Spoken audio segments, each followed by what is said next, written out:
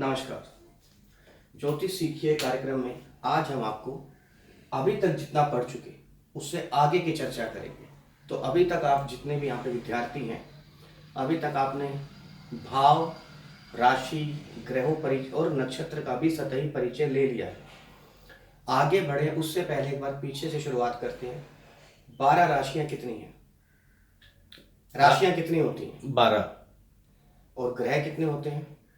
ग्रह 9। नक्षत्र कितने होते हैं? मूलतः 27 होते हैं। मूलतः का मतलब क्या? एक अभिजीत नक्षत्र भी आपने बताया था, 28वां नक्षत्र।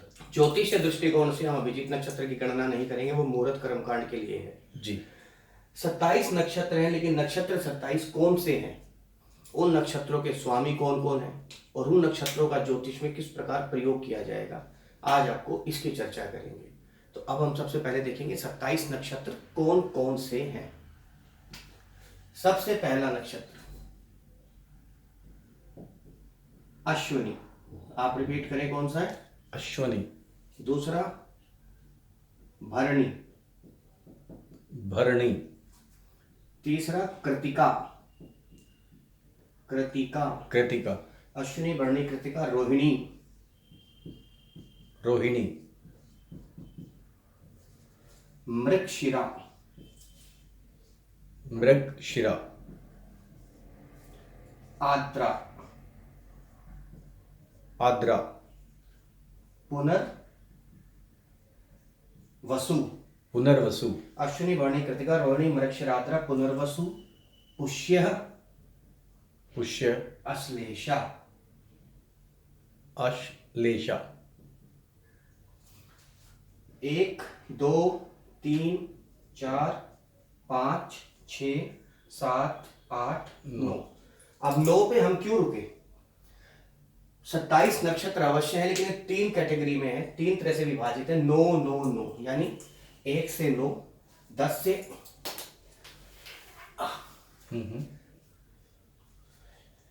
हम यहां पर क्यों रुके? क्योंकि 27 नक्षत्र हैं, लेकिन ये 3 श्रेणियों में विभाजित हैं, या 3 तरह से गिनती की जाएगी। 1 से 9, फिर दोबारा 10 से 18 और फिर आगे 19 से 27। इस तरह से ये आपको याद हो जाएंगे। अश्लेषा। अश्लेषा के बाद आप चाहे पुस्तक पढ़ के बोल लीजिए, कोई बात नहीं, आगे आगे इससे आपको याद रहेगा।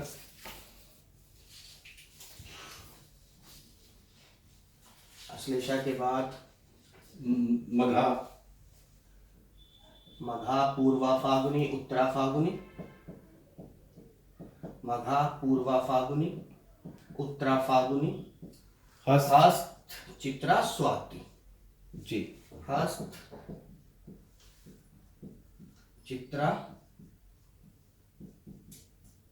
स्वाति, विशाखा, अनुराधा, ज्येष्ठा। जी। जैसे 3 के नाम मैं ले पा रहा हूं, वैसे ही आपको याद होंगे। विशाखा, अनुराधा और ज्येष्ठा। अश्विनी, भरणी, कृतिका, रोहिणी, मृगशिरा, आद्रा, पुनर्वसु, पुष्य, अश्लेषा। मघा, पूर्व फागुनी, उत्तरा फागुनी, हस्त, चित्रा, स्वाति, विशाखा, अनुराधा, ज्येष्ठा, यानी 1 से 18। जी। अब होगा 19 से शुरू। मूल। मूल। मूल। मूल, पूर्व, षाढ़ा। इसको हम छोटे में लिखते हैं, पूर्व षाढ़ा। उत्तरषाढ़ा।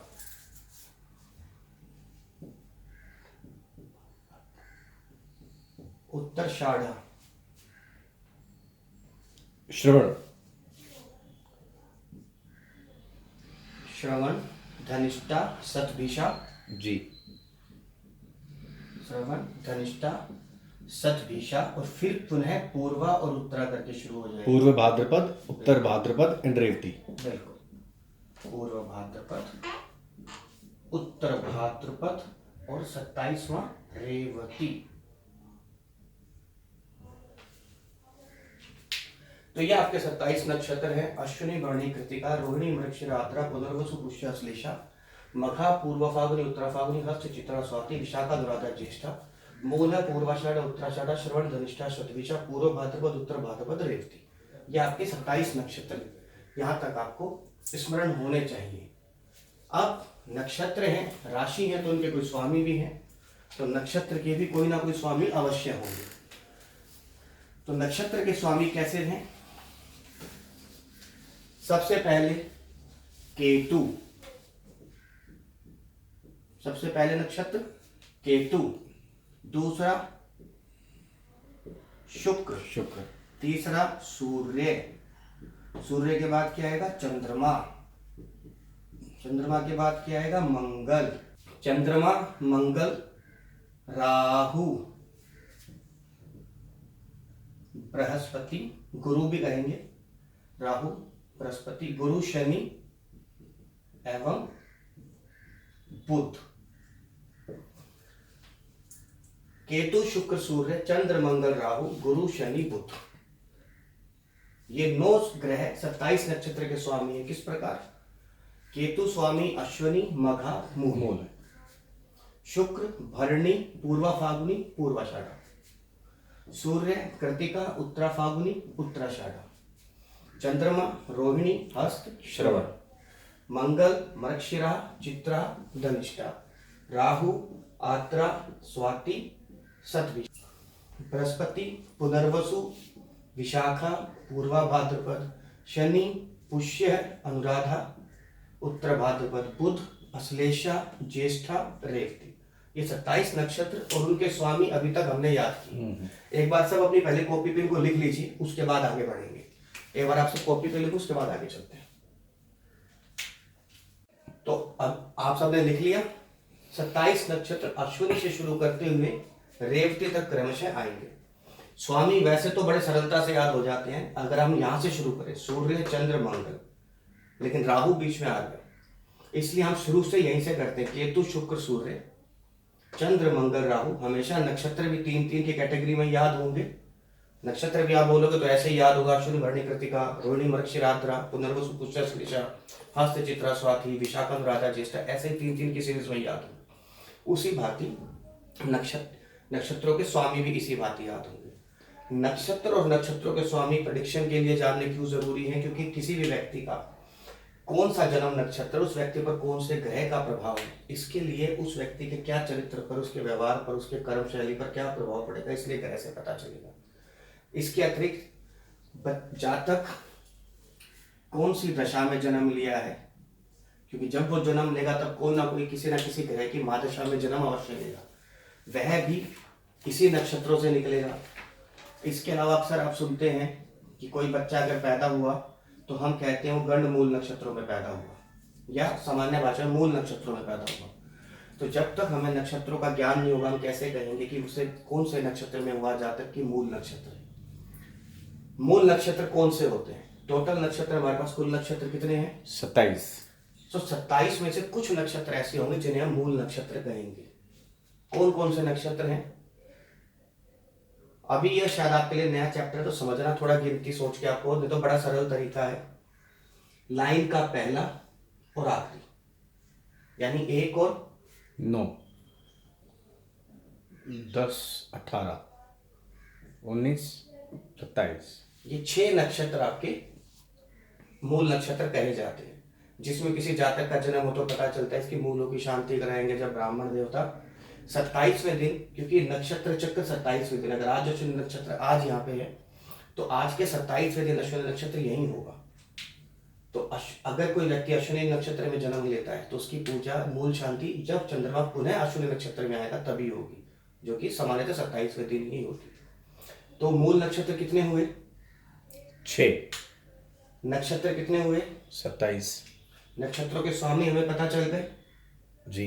अब नक्षत्रों से एक नक्षत्र हम सुनते हैं पंचक। अक्सर आप सुनते हैं पंचक चल रहे नहीं चल रहे, देख लीजिए जी। अक्सर आप देखते हो कि कोई भी पंचक चल रहे हैं नहीं चल रहे, तो वो कैसे पता चलेगा? जैसे आपने देखा मूल नक्षत्र बीच बीच में से है, 1, 9, 10, 18, 19, 27।